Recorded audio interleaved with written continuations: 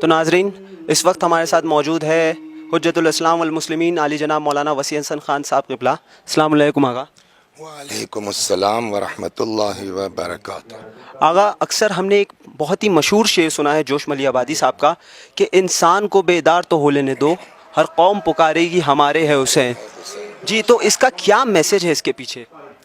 دیکھیے، کوئی بھی کسی کو اپناتا ہے تو اسی بنیاد پر جب کہ اس کو پہچان لے، کوئی کسی سے بغیر پہچانے ہوئے۔ امام حسین کہنے کا مطلب یہی ہے کہ امام حسین علیہ السلام کی جو حقانیت ہے، چونکہ انسان کی فطرت جو ہے وہ یہ ہے کہ وہ حقانیت کو پسند کرتا ہے، سچائی کو پسند کرتا ہے۔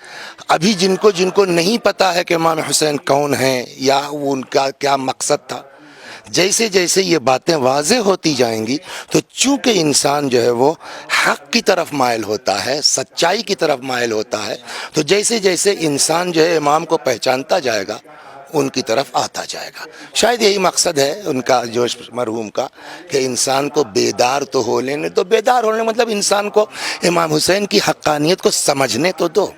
جیسے جیسے سمجھتا جائے گا ویسے ویسے وہ سمجھے گا ہاں یہ حسین میرے ہیں۔ بے شک بہت ہی بہترین جواب مولانا صاحب کا۔ ہم شکر گزار ہیں مولانا موصوف کیونکہ انہوں نے اپنا قیمتی وقت اس پروگرام سے نکال کر ہمیں دیا تاکہ یہ اہم پیغام ہماری ویورز تک پہنچ سکے۔